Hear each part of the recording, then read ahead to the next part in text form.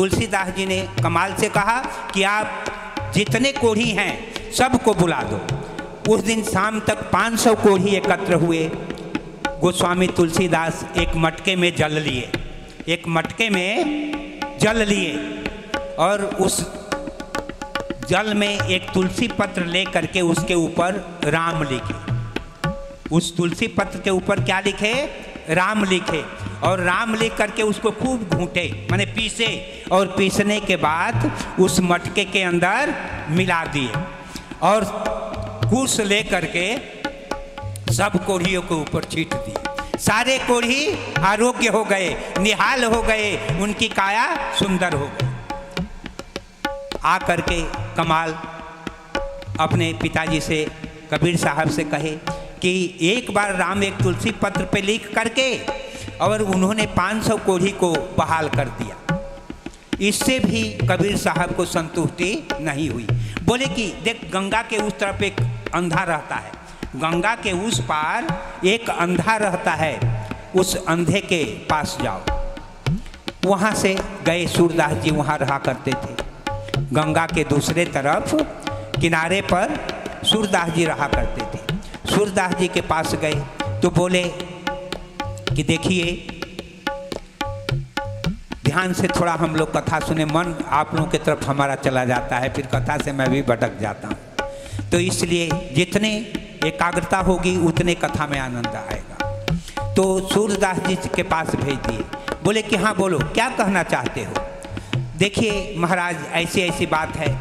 वो सारी बात उन्होंने बताई कि एक बीकानेर से सेठ आ रहा था, 100 पंडितों को राम राम कहा करके प्रत्येक दिन एक सिक्का एक ब्राह्मण को देता था। 100 ब्राह्मण साथ में थे। वो सारी बात बता दी, तुलसीदास जी की सारी बात बता दी कि एक बार नाम लिख करके 100 माने 500 कोढ़ी को उन्होंने आरोग्य कर दिया। फिर उन्होंने कहा कि अब आपके पास भेजे हैं। तब उन्होंने कहा कि ठीक है, देखो तुम्हारे पीछे एक मुर्दा दहता हुआ जा रहा है, आंख वाले हम हैं, हमें नहीं दिखाई दे रहा है, लेकिन उस सूर को दिखाई दे रहा है। सारी बात जब सुन लिए तो कहे कि तुम्हारे पीछे एक मुर्दा दहता हुआ जा रहा है, उसको पकड़ के लाओ। पीछे देखे कमाल, तो वाकई में मुर्दा जा रहा था। उस मुर्दा को खींच करके लाए।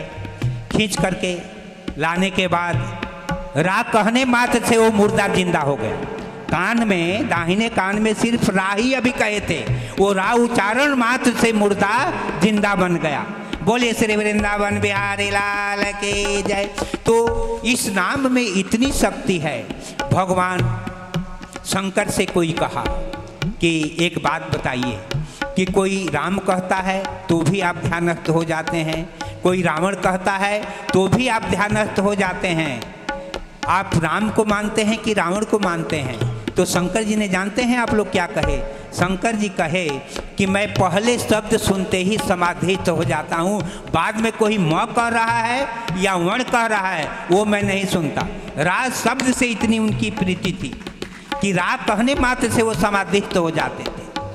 तो फिर हम लोग वापस चलते हैं अपने मानस के मलाह के पास। तो 3 बार वामदेव जी ने कह दिया कि राम राम कह दो। 3 बार राम राम गुरु वशिष्ठ कह दिए, पाप से मुक्त हो गए। जब वामदेव ऋषि अपने पिता के पास आए तो उनके पिता ने उनको श्रापित कर दिए। क्यों श्रापित कर दिए भाई? कहे कि राजा दशरथ, अरे आए तो आश्रम से ही थे, गुरु वशिष्ठ के यहाँ से मिल करके गए थे। गुरु वशिष्ठ तो उपाय बता ही दिए थे, लेकिन हुई है सोई जो राम रचि राखा, को करि तर्क बड़ा वहीं शाखा।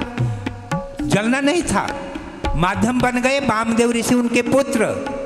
देखिए अब श्राप कहाँ से कहाँ पहुँच रहा है।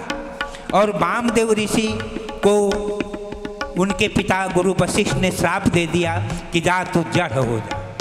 तूने इतने बड़े मंत्र का, तूने इतना सरल उपाय बता दिया, सरल का एक ब्रह्म हत्या के लिए, जबकि सनमुख होई जीव मोहि जबई, जन्म कोटि अघना सहित भई, करोड़ों जन्म के पाप क्षय हो जाते हैं। और तूने 3 बार उच्चारण करवा दिया एक ब्रह्म हत्या के लिए। जन्म कोटि अघना सहित भई, करोड़ों जन्म का पाप नष्ट हो जाता है। इसलिए आपने ये ठीक नहीं किया, इसलिए जाओ तुम जड़ हो जाओ। जड़ का श्राप मिल गया। बोले कि आप हमारे पिता हैं, कुछ आप हमारे ऊपर कृपा करें। तो बोले कि जाओ, जिस दिन तुम भगवान श्री हरि के चरण स्पर्श कर लोगे उस दिन तुम पाप रहित हो जाओगे और तुम्हारा ज्ञान जो है किसी जन्म में मिटेगा नहीं। वाम ऋषि ब्रह्मनिष्ठ थे ही, भाई ब्रह्मनिष्ठ के पुत्र भी थे, उनके पिता तो त्रिकालदर्शी थे। हम आप भी बन सकते हैं, थोड़ा संयम अगर बरतें तो कोई बड़ी मुश्किल कार्य नहीं है। 10 वर्ष तक अगर हम लोग अपने जीवन में ब्रह्मचर्य का पालन कर लें तो हम लोग भी बन सकते हैं, लेकिन सावधानी पूर्वक अगर किया जाए तो ऐसा कोई ये कार्य मुश्किल नहीं है। लेकिन जब ऐसी शक्तियाँ आने लगती हैं तो हम लोग के अंदर चमत्कार दिखाने की अभिलाषा उत्पन्न हो जाती है। ये सब न हो, नहीं तो अति शीघ्र पतन के कगार पर हम लोग पहुंच जाएंगे। इसलिए जो भी कार्य करें हम लोग सोच समझ करके करें। तो क्या हुआ कि जब जड़ बन गए, जड़ के बाद कुछ दिन बीतते बीतते नाना प्रकार के शरीर उन्होंने धारण किया। धारण करने के बाद एक दिन वो कछुआ बन गए। कछुआ जब बन गए तो कछुआ की आयु जो है काफ़ी लंबी चौड़ी होती है। उन्होंने कहा कि पिताश्री का ऐसा कहना था कि जिस दिन हरि का चरण स्पर्श कर लोगे उस दिन तुम्हारा पाप से मुक्त हो जाओगे। कछुआ की बहुत लंबी आयु होती है। बोले कि नदी नाला किसी न किसी समुद्र में जाकर के मिलेगा ही मिलेगा, और समुद्र में ही क्षीर सागर में सुना हूँ कि श्री हरि निवास करते हैं। तो कछुआ जो है हरि से मिलने के लिए क्षीर सागर के लिए प्रस्थान कर देता है। नदी नालों के माध्यम से वो समुद्र में पहुंचता है, समुद्र में जाकर क्षीर सागर में पहुंचता है। क्षीर सागर में जब पहुंचा तो शेष सैया पर शयन कर रहे थे श्री हरि जी, और माँ लक्ष्मी उनकी चरण सेवा कर रही थी। और जब कछुआ गया तो वो चाहता है कि श्री हरि का चरण स्पर्श कर दे, तो जलचर समझ करके माँ लक्ष्मी जो हैं वो हाथ से उसको हुलका देती है। शेष नाग के तरफ जब जाते हैं तो शेष नाग का 1000 फन है, उससे वो विष का वर्षा करते हैं जिससे वो भय से भग जाता है। या फूंक जब मारते हैं तो फूंक के प्रभाव से वो भग जाता है। जब भग जाता है तो कभी पाँव की तरफ आता है तो माता भगा देती हैं, और सिर के तरफ जाता है तो शेष नाग भगा देते हैं। अब क्रोधित हो करके और शेष नाग एक बार पूरा अपने 1000 फन से फुफकार मार दिए। वहीं पर कछुआ जल करके भस्म हो जाता है और उसमें से तेज निकलता है। भगवान को प्रार्थना कर रहा है। इस प्रार्थना को और कोई नहीं समझ पाया। श्री हरि कहे कि चलो त्रेता में जब रामावतार होगा तो उस वक्त मैं तुमको मलाह के रूप में दर्शन दूंगा।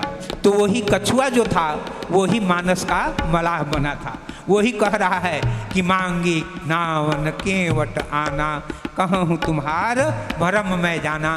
तो मरम क्या जानता था? यही मरम जानता कि उस वक़्त तो नहीं, लेकिन अब तो कह रहा है कि जब तक आप चरण नहीं धुलाएंगे मैं नहीं इस नाव पे बैठाऊंगा इत्यादि। आप लोग तो ये सब बहुत कथा सुने होंगे।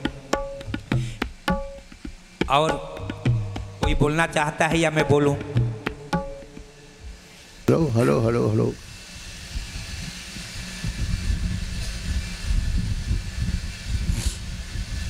मैं अच्छी अच्छी कथाएं सुन रहे थे। धर्म का जो असली विस्तार है पंडित जी के मुखारबिंद से आपने सुना, और ये हम शुरू से कहते आ रहे हैं कि जब तक हम अपने अंदर में होने वाले निर्माण का कार्य नहीं समझेंगे तब तक धर्म की हम स्थापना ना कर सकते, नहीं कर सकते। धर्म धर्म धर्म, परिवार में रहो वहाँ की प्रक्रिया गृहस्थ के नियम से हो उसको धर्म कहते हैं। व्यवहार में रहो वहाँ की दृष्टि से अपने आप में स्थापना नहीं करो तो धर्म नहीं कह सकते। यानी अपने आप का निर्माण से लेकर के साकार में कोई भी निर्माण है उसको धर्म कहते हैं, नंबर 1। नंबर 2 आपने सुना संकल्प कि तुलसीदास जी ने कोढ़ियों का संकल्प किया, 3 कोढ़ी ठीक किए।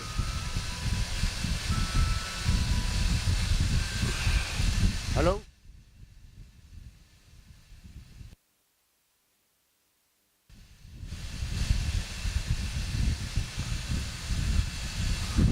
तो उन्होंने ये कहा कि जिस प्रभु के एक नाम ने से लिखा भी है रामायण में कि सिमर सिमरन उतरे पारा, कि जिसके सिमरन करने से एक क्षण में पार हो जाते हैं, उसलिए 3 बार का संकल्प करना हमारा बेकार है। वो क्यों बेकार था? कि उसके अंदर में मन वचन कर्म का संयोग नहीं था। नंबर 2, संकल्प करने से क्या क्या हानि होती है?